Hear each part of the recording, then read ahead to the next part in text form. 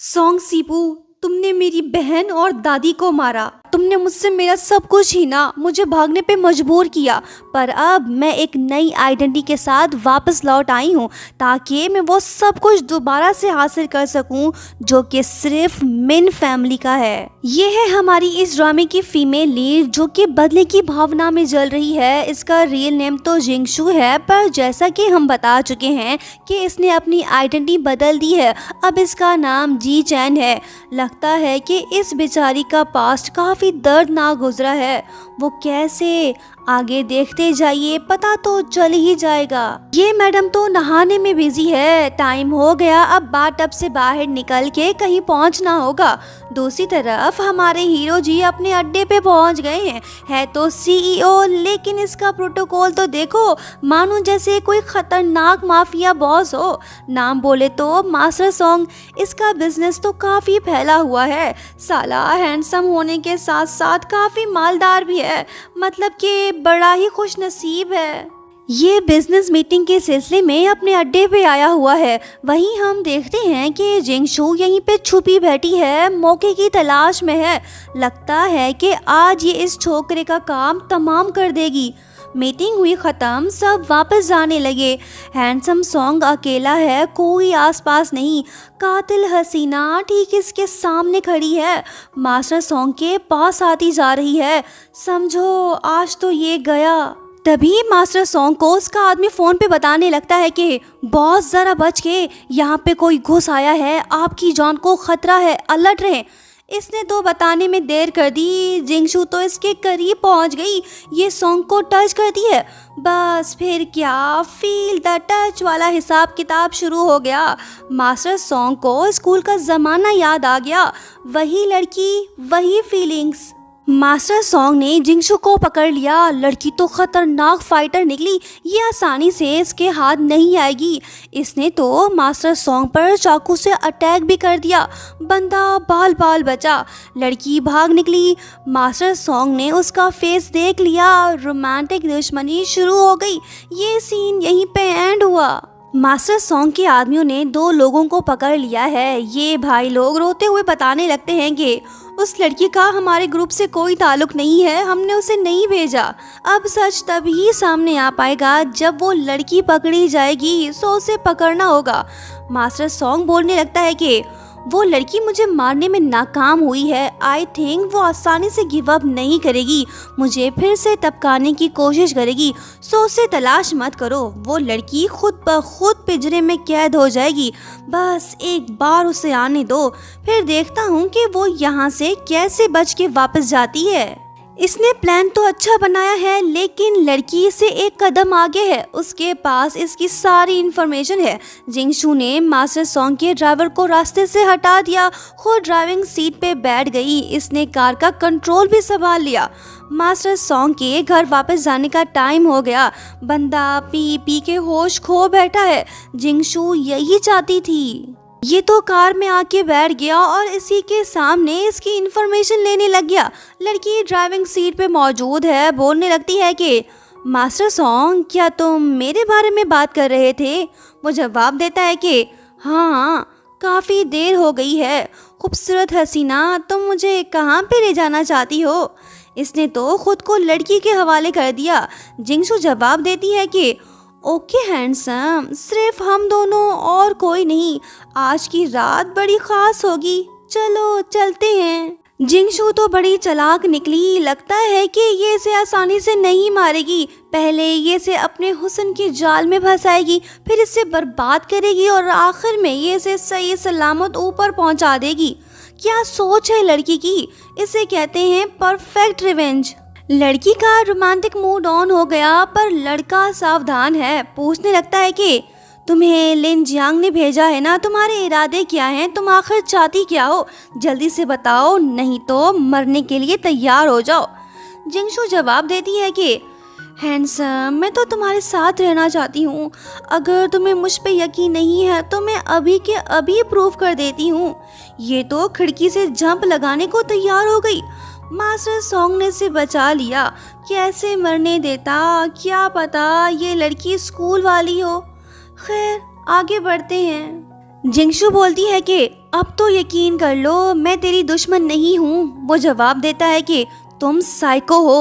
वो बोलती है कि जो तुम समझो। सुन हैंडसम, मैं तो तेरी हेल्प करना चाहती हूँ। तुम लिंग जियान से छुटकारा हासिल करना चाहते हो ना, मैं इस मामले में तुम्हारा साथ दूंगी। अगर तुम्हें अब भी मुझ पे यकीन नहीं है तो कल का इंतज़ार करो, देखो फिर क्या होता है। फिर तुम खुद मेरे पास चले आओगे। ये तो जाने लगी। मास्टर सॉन्ग ने तो इससे इसका नाम पूछ लिया। वो बताती है कि मेरा नाम जी चैन है। इसने गलत नाम इस वजह से बताया है ताकि ये पास्ट को कनेक्ट ना कर सके। सीईओ के दिल को डिस्टर्ब करके लड़की चली गई। तीर निशाने पे लग गया। प्लान सक्सेसफुल रहा। नेक्स्ट सीन में हम देखते हैं कि जिंगशू दुखी है। चलिए जानते हैं कि आखिर पास्ट में इसके साथ ऐसा क्या हुआ था जिसकी वजह से ये मास्टर सॉन्ग से रिवेंज लेना चाहती है। फ्लैशबैक में हम देखते हैं कि जिंगशू इंजर्ड है। इनके कार का एक्सीडेंट नहीं हुआ बल्कि कोई इन्हें मारना चाहता था। वहीं पास ही कार के अंदर इसकी सिस्टर और ग्रैंडमा मौजूद थी। तभी एक अननोन कार इनके कार से टकराया। ग्रैंडमा और सिस्टर जिंदा नहीं बच पाए थे। जिंगशू ने वो खौफनाक नज़ारा अपनी आंखों से देखा। कुछ देर बाद मास्टर सॉन्ग वहीं पे आया था। वो फ़ोन पे किसी से बात कर रहा था।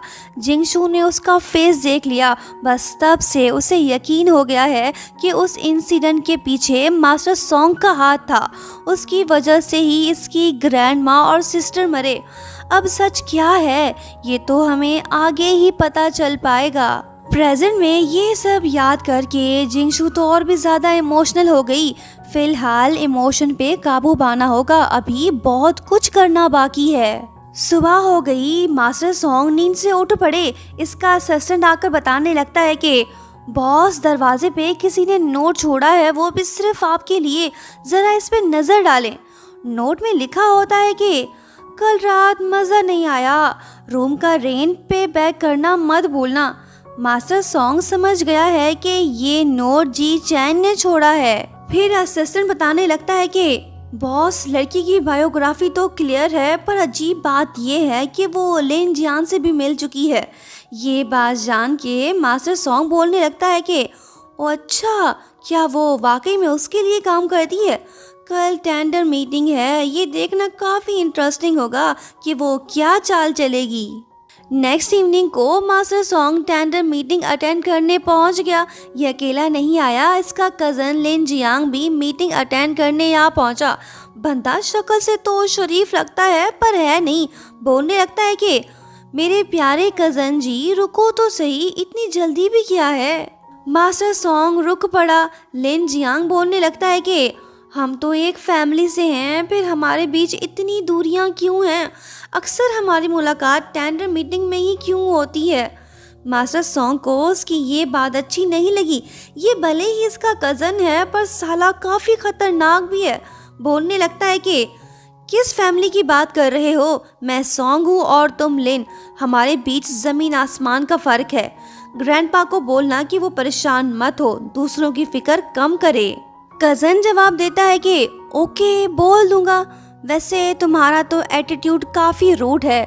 मुझसे टकराने की कोशिश मत करना, तुम मुझसे कभी जीत नहीं पाओगे और ना ही वैंग टैंग की प्रॉपर्टी तुम्हारे हाथ लगेगी। बाद में पछताना मत। इसकी ये बात सुन के मास्टर सॉन्ग तो हंस पड़ा। ये इससे डरने वाला नहीं है। बोलने लगता है कि ओ अच्छा, इसका मतलब कि तुम्हें प्रॉपर्टी मिल गई। ज़्यादा खुश मत हो, खेल अभी बाकी है। 3 साल पहले जो मिन फैमिली के साथ हुआ था, क्या तुम वो सब भूल गए। अगर सच सामने आ गया तो फिर तुम्हारा क्या होगा। तुम्हें क्या लगता है कि मुझे कुछ नहीं पता। तुम अब बच नहीं पाओगे। यहाँ हम बताते चलें कि मास्टर सॉन्ग जिंगशू की बहन और दादी वाले इंसिडेंट की बात कर रहा है, मतलब कि इसे सब पता है। इसकी ये बातें सुन के लिन जियान तो हंस पड़ा। बोलने लगता है कि कज़न जी, सबको ये बात ऑलरेडी मालूम है कि तुमने ही उन्हें मरवाया था। वो तुम थे जिसने मिन फैमिली को बर्बाद किया। अपनी खैर मना, तू मेरा कुछ नहीं बिगाड़ सकता। Bye bye cousin ji. Grand master शी भी मीटिंग अटेंड करने आ गए। अरे ये क्या, जिंगशू तो इनके साथ आई है, इसका मतलब तो यही हुआ ना कि ये इनके लिए काम करती है। जब मास्टर सॉन्ग की नज़र इस पे पड़ती है तो बंदा शॉक्ड हो जाता है। ये लड़की मास्टर शी के साथ क्या कर रही है, बात तो सोचने वाली है। जिंगशू फिर से मास्टर सॉन्ग को टच करते हुए गुजर गई। फिर क्या, ये अपने असिस्टेंट से बोलता है कि वो इस लड़की की सारी इंफॉर्मेशन इसे ला के दे। सब के सब लिफ्ट के अंदर हैं और ऊपर जा रहे हैं। जिंगशू मास्टर शी के लिए काम कर रही है, गलती की कोई गुंजाइश नहीं है। तभी मास्टर सॉन्ग को उसका असिस्टेंट फोन करके बताता है कि बॉस, जी चैन जिंगशू की बेस्ट फ्रेंड है, इसी वजह से मास्टर शी ने उसे एक मौका दिया है। अगर ये लड़की इन्वॉल्व हो गई तो मुझे डर है कि वैंग टैंग की प्रॉपर्टी हमारे हाथ कभी नहीं लगेगी। असिस्टेंट की बातें सुन के मास्टर सॉन्ग तो परेशान हो गया। एलिवेटर रुकते ही सब बाहर जाने लगते हैं, पर मास्टर सॉन्ग जिंगशू को रोक लेता है और उससे बोलने लगता है कि तुम मिन फैमिली के नेम को यूज मत करो, इस मामले में इन्वॉल्व मत हो। जिंगशू बोलती है कि क्यों, कहीं तुम्हें ये डर तो नहीं कि मैं सब कुछ उगल ना दूं? तुमने जो मिन फैमिली के साथ किया उसका क्या? अच्छा छोड़ो, ये देखो, इस यूएसबी में बिडिंग की सारी इन्फॉर्मेशन है। मैं चाहती हूँ कि तुम जीतो। तुम्हें अब भी मुझ पे यकीन नहीं किया, अब इससे ज़्यादा मैं तुम्हारे लिए क्या करूँ? ये लड़की तो बड़ी तेज़ निकली। मास्टर सॉन्ग को उसके असिस्टेंट की कॉल आ गई। गुड न्यूज़ ये है कि बिडिंग इन्फॉर्मेशन लीक हो गई। इसका मतलब तो ये हुआ ना कि वैंग टैंग की प्रॉपर्टी लिन जियांग के हाथ नहीं लगेगी। मास्टर शी उस पे गुस्सा होंगे। ये तो अच्छा हुआ ना। अब सोचने वाली बात ये है कि ये इन्फॉर्मेशन किसने लीक की होगी, जिंगशू और कौन? मास्टर सॉन्ग को जिंगशू की ये चाल तो अच्छी लगी, लेकिन ये इस लड़की पे भरोसा नहीं कर सकता। जो लड़की अपने मास्टर को धोखा दे सकती है तो इसे क्यों नहीं? जिंगशू इससे बोलती है कि मुबारक हो हैंडसम। मास्टर सॉन्ग इसकी एक बात भी सुनने को तैयार नहीं है। ये तो जाने लगा, पर अफसोस ये लिफ्ट से बाहर नहीं निकल पाया। एलिवेटर तो खराब हो गया। मास्टर सॉन्ग को शक होने लगता है कि ये लड़की इसे मारना चाहती है, लेकिन ये सच नहीं है। शायद लिंग जियान इसे टपकाने की कोशिश कर रहा है। फिलहाल इन दोनों की जान खतरे में है। लिफ्ट में झटके लगने की वजह से जिंगशू तो पैनिक हो गई। इसके पीछे भी एक रीज़न है। इसका पास जो दर्दनाक है, एक्सीडेंट वाला सीन याद आ गया। जिंगशू चिल्लाने लगती है कि सिस्टर जिंगिया, ग्रैंड माँ, आप कहाँ पे हो? बस फिर क्या, इसकी ये बात सुन के मास्टर सॉन्ग का शौक तो और भी गहरा हो गया। पूछने लगता है कि तुम जिंगिया को सिस्टर क्यों कह रही हो? तुम आखिर हो कौन? जिंगशू तो बेचारी खौफजदा है, ऊपर से ये से सवाल जवाब पूछने लग गया। थैंकफुली ये एलिवेटर भी रुक पड़ा, दोनों बच गए। पर मास्टर सॉन्ग की पूछताछ अभी भी खत्म नहीं हुई। ये जानना चाहता है कि आखिर इस लड़की का जिंगिया से क्या लेना देना है। पूछने लगता है कि तुम्हारा मिन फैमिली से क्या रिलेशनशिप है, बताओ। वो बोलती है कि मैं जिंगशू की फ्रेंड हूँ। मास्टर सॉन्ग इसकी इस बात पे भी यकीन करने को तैयार नहीं है। ये तो सच जान के रहेगा। बोलता है कि जिंगशू तो बचपन से बीमार थी, उसकी सिस्टर के अलावा उसका कोई फ्रेंड नहीं था। तुम उसकी फ्रेंड नहीं हो सकती। यहाँ हम बताते चलें कि मास्टर सॉन्ग तो जिंगशू के बारे में सब कुछ जानता है। दोनों एक ही स्कूल में पढ़ते जो थे। जिंगशू इसे सच नहीं बता सकती, अगर बता दिया तो रिवेंज का प्रोग्राम बढ़ जाएगा। लिंग जियांग भी आ पहुंचा। इसके लोग जिंगशू को अपने साथ ले गए। लगता है कि लिंग जियांग जिंगशू को नहीं छोड़ने वाला। मास्टर सॉन्ग वहां से चला आया। फिलहाल इसे जिंगशू की कोई फिक्र नहीं। उसके बाद हमें पता चलता है कि मास्टर शी की एक खूबसूरत बेटी भी है जिसका नाम याओशन है, जो कि मास्टर सॉन्ग पे फिदा है। दरअसल ग्रैंडपा चाहते हैं कि उनका ग्रैंडसन मास्टर शी की बेटी से शादी कर ले ताकि उनका बिजनेस एम्पायर बढ़ सके। यही वजह है कि ग्रैंडपा ने मास्टर शी और उसकी बेटी को डिनर पे इनवाइट किया ताकि एंगेजमेंट की डेट फाइनल हो सके। पर मास्टर सॉन्ग को तो याओशन में कोई इंटरेस्ट नहीं। ये डिनर पार्टी में जाने को तैयार नहीं है। अगर ये वहाँ पे टाइम पर नहीं पहुँचा तो ग्रैंडपा इसे नहीं छोड़ेंगे। देखते हैं ये वहाँ पे जाता भी है या नहीं। रात हो गई, मास्टर सॉन्ग अपने घर में मौजूद है। फिलहाल इसका मूड नहीं बन रहा कि ये डिनर पार्टी में जाए। तभी इसे जिंगशू की कॉल आती है। बैड न्यूज़ ये है कि लिंग जियांग ने जिंगशू को किडनैप कर लिया है, उसकी जान खतरे में है। मास्टर सॉन्ग ने उसका कॉल ही कट कर दिया, मतलब कि इसे लड़की की कोई परवाह नहीं, करे भी क्यों, आखिर वो इसकी लगती कौन है। लिन जियांग का प्लान तो फ्लॉप हो गया। मास्टर सॉन्ग इसके बिछाए जाल में नहीं फंस रहा, ये तो काफी बकबक करने लग गया। जिंगशू इसे यकीन दिलाने की कोशिश कर रही है कि ये इसके अगेंस्ट नहीं बल्कि इसके साथ है। दूसरी तरफ मास्टर सॉन्ग थोड़ा कंफ्यूज दिखाई दे रहा है। ये डबल माइंडेड है, सोच रहा है कि आखिर जिंगशू का मिन फैमिली से क्या ताल्लुक है, ये बात भी तो जानना जरूरी है। इसने तो डिसाइड कर लिया है कि ये जिंगशू को रेस्क्यू करेगा। दूसरी तरफ लिन जियांग के 10 मिनट तो पूरे हो गए, इसके लोग जिंगशू को जिंदा दफनाने लग गए। माहौल तो काफी खतरनाक सा हो गया। लड़की के पास ज्यादा टाइम नहीं है। कुछ देर बाद एक ब्लैक कार वहां पे आके रुकती है। अरे ये तो मास्टर सॉन्ग है। ये हुई ना बात। सबको आसानी से निपटाने के बाद ये लड़की के पास आ पहुंचा। तभी मास्टर सॉन्ग की नज़र जिंगशू के घुटने पे पड़ती है। ये तो वैसा ही स्कार है जो जिंगशू के पैर में चोट लगने की वजह से बना था। तब मास्टर सॉन्ग उसके साथ ही था, इसी वजह से तो इसे सब याद है। आखिर जिंगशू इसका पहला प्यार जो है। डॉट्स कनेक्ट होते जा रहे हैं। धीरे धीरे से मास्टर सॉन्ग के सामने सच आता जा रहा है। देखते हैं कब इसे 100% कंफर्म होता है कि ये जिंगशू है। जब ये दोनों जा रहे होते हैं तो तभी लिन जियांग का एक आदमी डंडा लेके मास्टर सॉन्ग की तरफ बढ़ने लगता है। ये देख जिंगशू मास्टर सॉन्ग का हाथ पकड़ के उसे पीछे करती है और इसी वजह से डंडा उसके सर पे लगता है। मास्टर सॉन्ग फौरन से उस गुंडे को टपका देता है। जिंगशू के सर से तो खून बहने लगा, जल्दी से हॉस्पिटल पहुंचना होगा। उधर दूसरी तरफ हम देखते हैं कि मास्टर शी बड़े गुस्से में दिखाई दे रहे हैं। लड़का जो डिनर पे नहीं पहुंचा, इसी वजह से तो ये अपनी बेटी को वापस ले जा रहे हैं। इनकी तो इंसल्ट हो गई, पर बेटी जी तो मास्टर सॉन्ग से मिले बगैर नहीं जाना चाहती। एट दी एंड होता ये है कि अब्बा जी इसे जबरदस्ती गाड़ी के अंदर बिठा देते हैं। अब यहाँ पे रुकने का कोई फायदा नहीं। ग्रैंडपा मास्टर शी का गुस्सा ठंडा करने की पूरी कोशिश कर रहे हैं, पर ये तो इनकी एक भी बात सुनने को तैयार नहीं है। जाने से पहले मास्टर शी ग्रैंडपा से बोलते हैं कि अगर सॉन्ग सीपू ने कोई सेटिस्फाइंग एक्सप्लेनेशन नहीं दिया तो फिर समझो आज के बाद हमारा कोऑपरेशन खत्म। ये तो धमकी दे के चला गया। ग्रैंडपा तो डर से गए हैं। मास्टर शी का नाराज होके जाना इनके लिए कोई अच्छी बात नहीं है। इस सिटी में तो बस उनकी ही चलती है। ग्रैंडपा मास्टर सॉन्ग पे काफ़ी गुस्सा हैं। अब तो उसकी खैर नहीं। इसने अपने बंदे भेज दिए ताकि वो लोग मास्टर सॉन्ग को उठा के ले आएं। दूसरी तरफ मास्टर सॉन्ग हॉस्पिटल में मौजूद है। जिंगशू का ऑपरेशन जारी है। पुरानी यादें भी ताज़ा हो गई। स्कूल का ज़माना याद आ गया। क्या दिन थे वो। एक लड़की थी जिससे ये प्यार करता था। उसने इसे अपनी फीलिंग्स भी बताई थी और ये भी कहा था कि कल स्कूल का आखिरी दिन है, अगर तुम भी मुझसे प्यार करते हो तो मुझे जवाब ज़रूर देना। अफसोस वो कल कभी नहीं आया।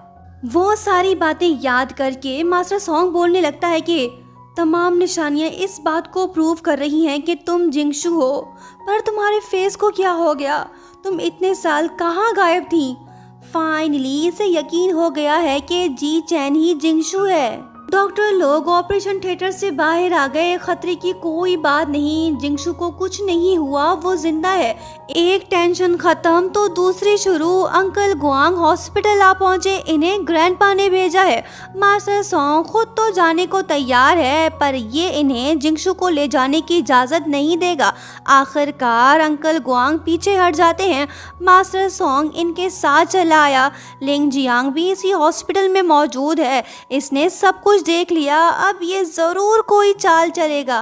दूसरी तरफ मास्टर सॉन्ग ग्रैंडपा के पास हाजिर हो गया। ये तो अपनी सफाई पेश करने लग गया, पर ग्रैंडपा तो इसकी कोई भी बात सुनने को तैयार नहीं है। ये अपने बंदों से बोलता है कि जाओ उस लड़की को उठा के ले आओ।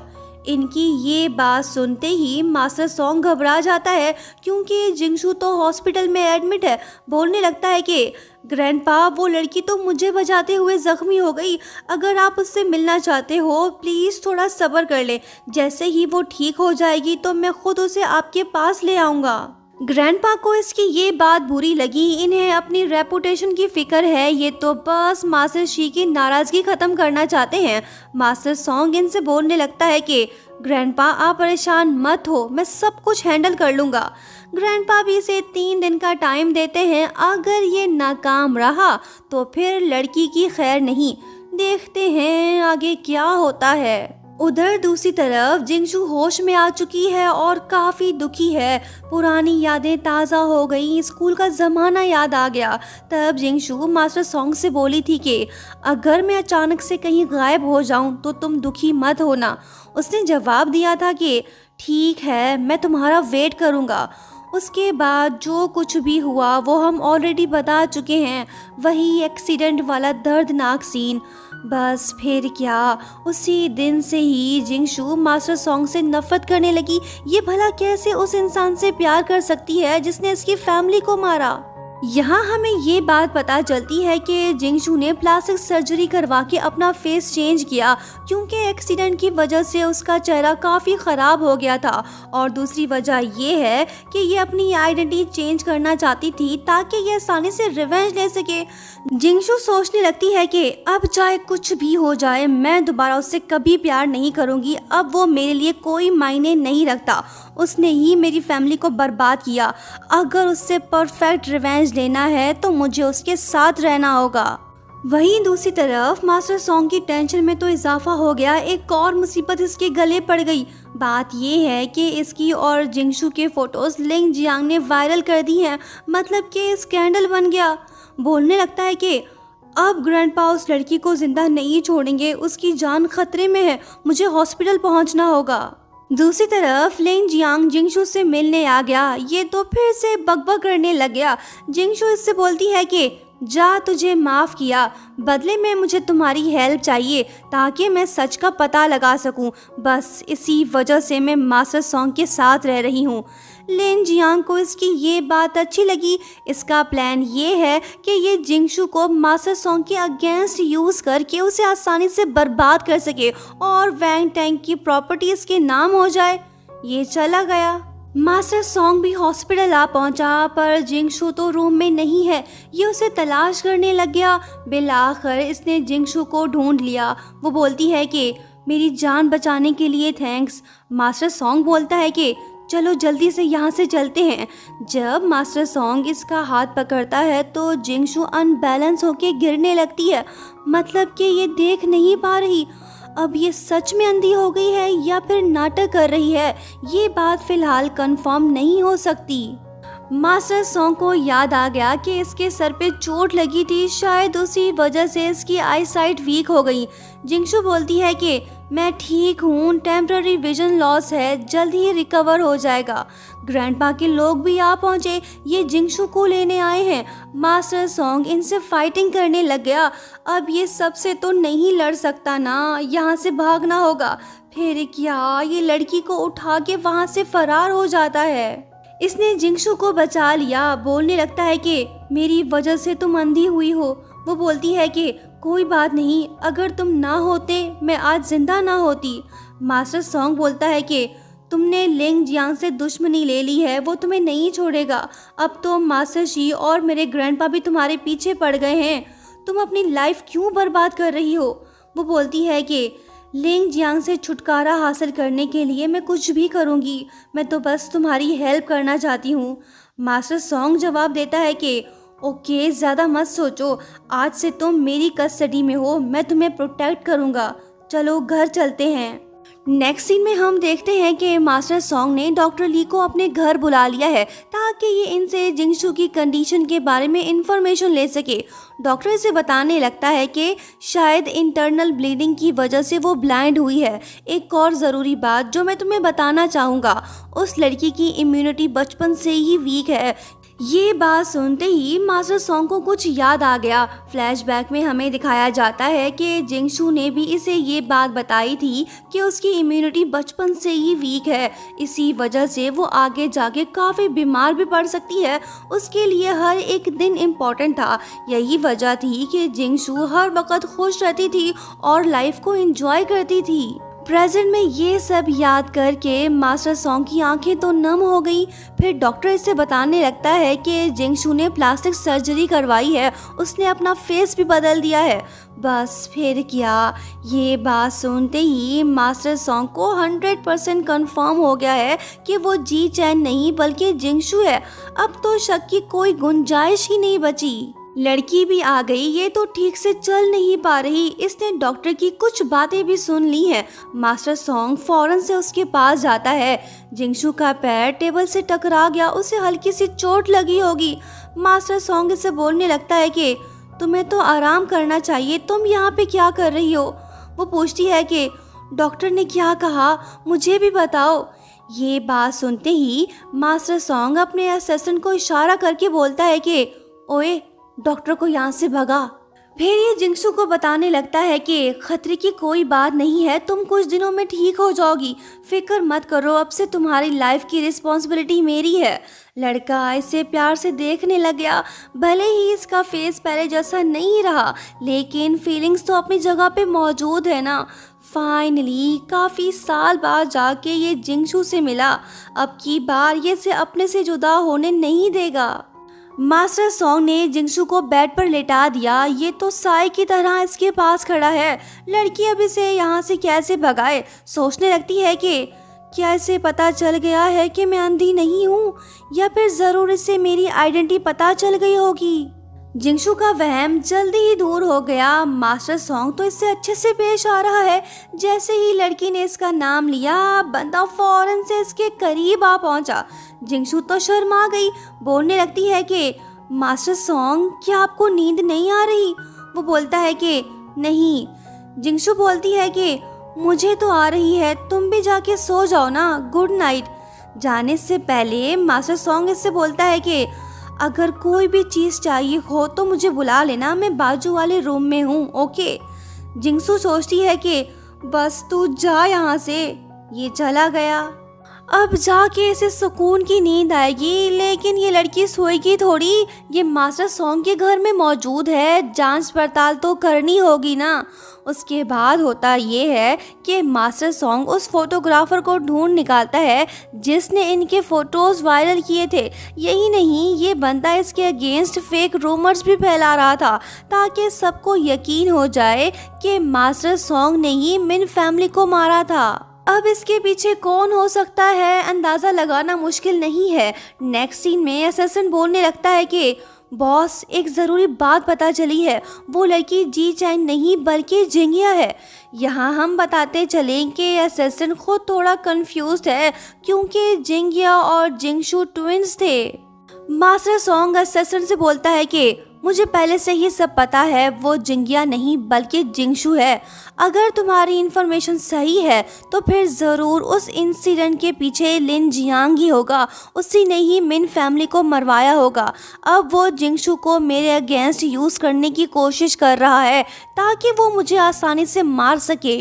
असिस्टेंट बोलता है कि बॉस, आपने तो मिन फैमिली के लिए बहुत कुछ किया है, वो भी सिर्फ जिंगशू की खातिर, फिर आप उसे सच क्यों नहीं बता देते।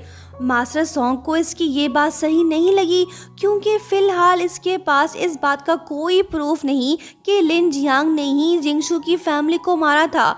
एक और बात, अगर इसने जिंगशू को सच बता दिया तो फिर उसकी लाइफ भी खतरे में पड़ सकती है। लिन जियांग उसे भी मार डालेगा। इसकी सोच तो बिल्कुल सही है, ये तो बस हर हाल में जिंगशू को प्रोटेक्ट करना चाहता है। उधर दूसरी तरफ अंधी जिंगशू तो मोबाइल यूज़ कर रही है। वाह यार, क्या बात है, रिवेंज लेने के लिए साली कुछ भी करेगी। वैसे इसका दिल तो काफ़ी बेचैन है, प्यार की फीलिंग्स ने इसके दिल को फिर से सताना शुरू कर दिया है। बोलने लगती है कि जाग जिंगशु जाग, उसके बारे में ज्यादा मत सोच। तुम्हारे दिल में अब उस धोखेबाज के लिए कोई जगह नहीं है, वो बस तेरा दुश्मन है। जिंगशु ने तो रिवेंज लेने का प्लान बना लिया है। कहानी काफी इंटरेस्टिंग सी हो गई है। क्या होगा जब जिंगशु को पता चलेगा कि मास्टर सॉन्ग बेकसूर है? क्या ये बात उसे रिवेंज लेने से पहले पता चलेगी या फिर बाद में? ये देखना काफी इंटरेस्टिंग होगा। दोस्तों, आगे कहानी देखना चाहते हो तो कमेंट बॉक्स में नेक्स्ट पार्ट लिखो और जल्दी से 1K लाइक्स कंप्लीट कर दो। लाइक शेयर सब्सक्राइब और हाँ, प्यारा सा कमेंट करते हुए जाना। Thank you so much for watching. Bye bye.